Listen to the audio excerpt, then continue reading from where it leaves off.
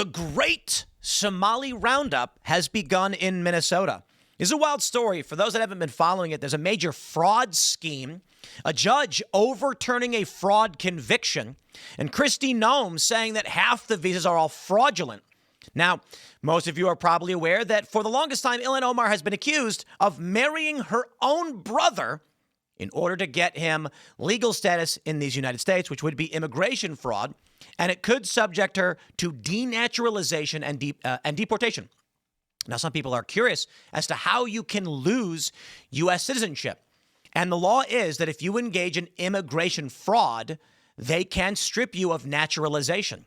The idea being that your naturalization was for the purpose of defrauding the United States. So they'll reverse it.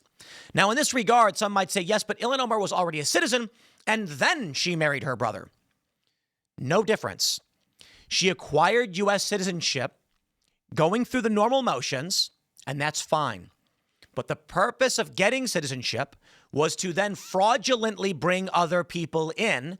That is subjecting her to, if it's true, she could be denaturalized and deported. The argument being she only acquired the citizenship to defraud the U.S. government, so they'll reverse it.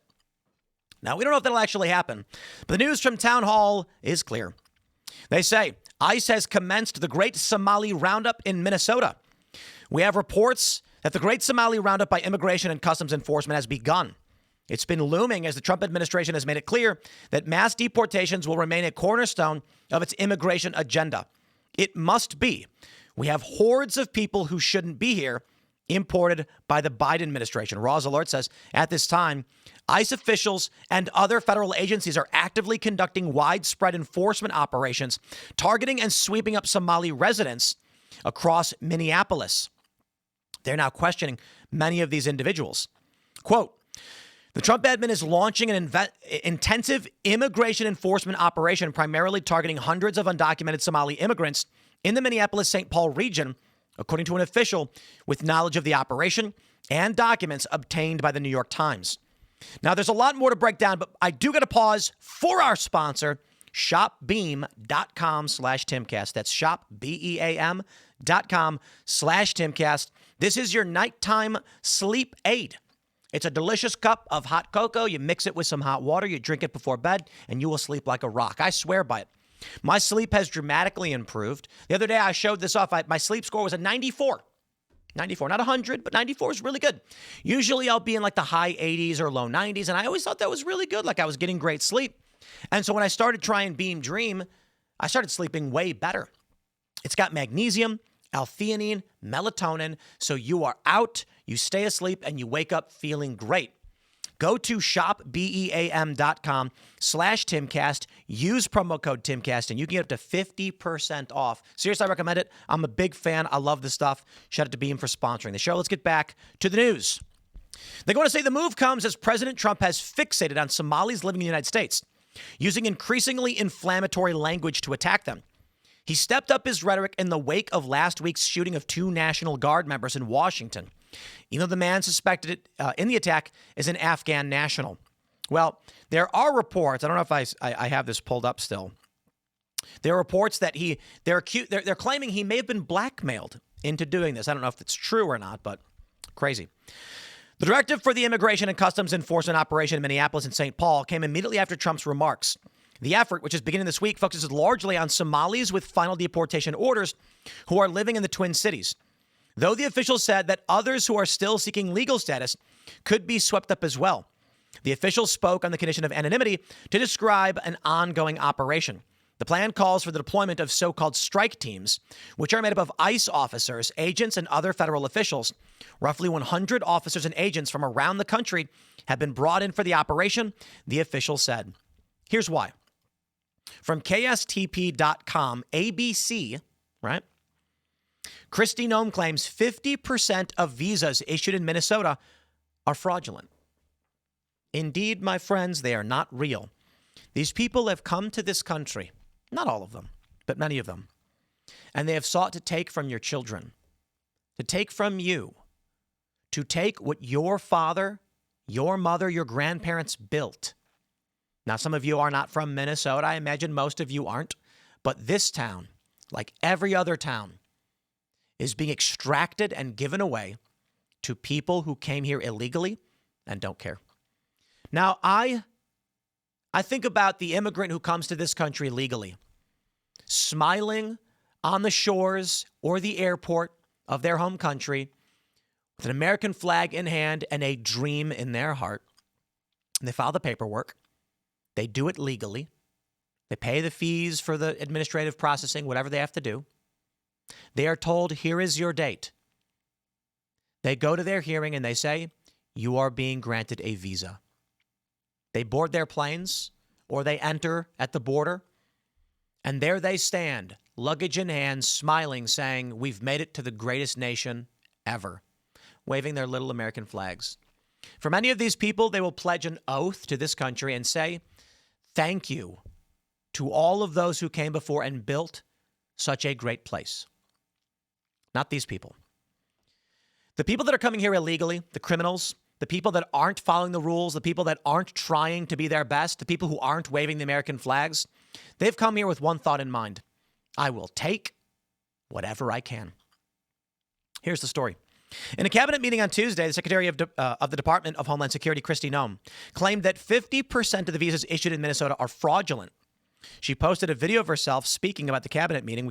We'll pull this one up on X. Let's roll tape. You can hear it for yourselves. You know, you told me to look into Minnesota and their fraud on visas and their programs. 50% of them are fraudulent, which means that wacko Governor Walz either is an idiot or he did it on purpose. And I think he's both, sir.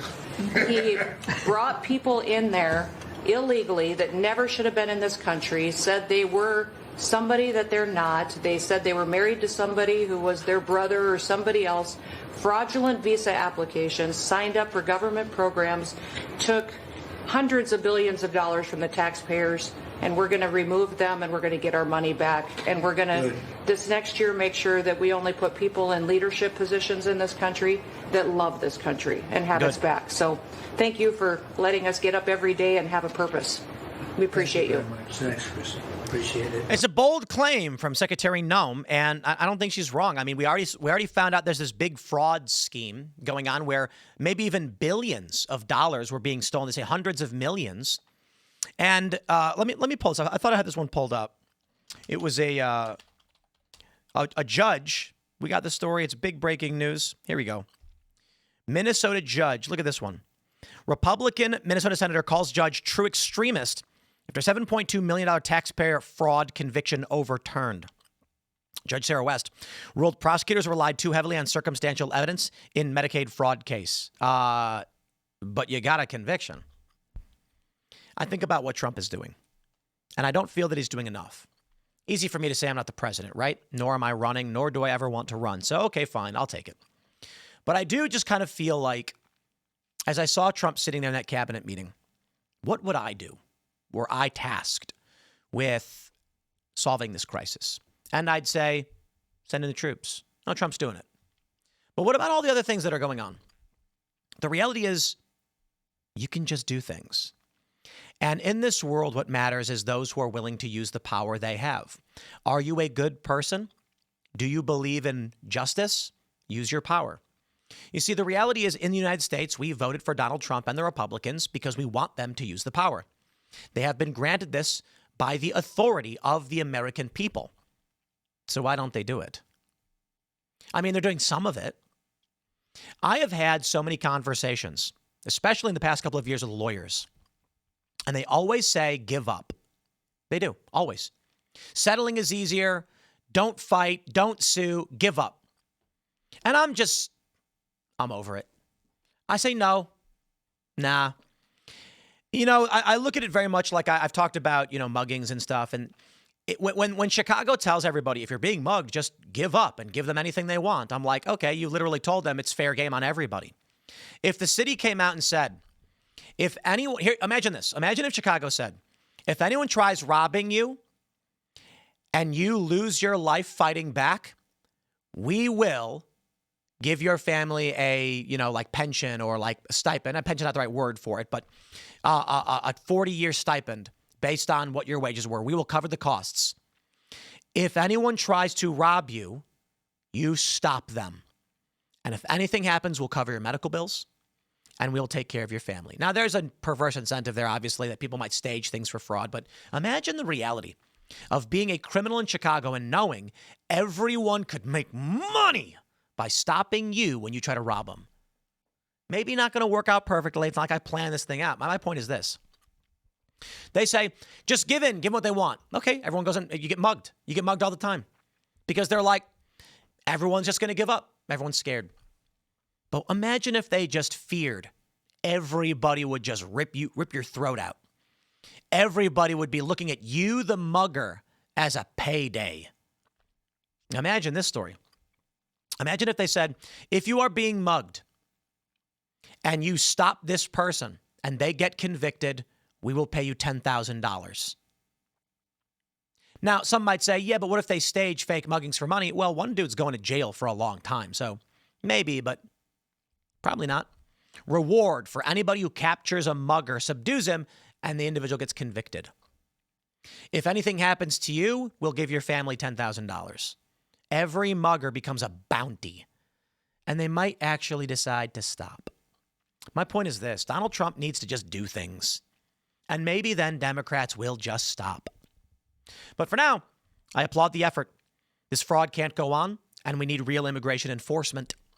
This country needs it. I'll leave it there, my friends. Smash the like button. Share the show with everyone you know. Thanks for hanging out, and we'll see you all tonight. Or actually, we got a couple more segments coming up for you today at 4 p.m. A lot at Congress, and then 8 p.m. for Timcast IRL. Follow me on X and Instagram at Timcast, and we'll see you all then.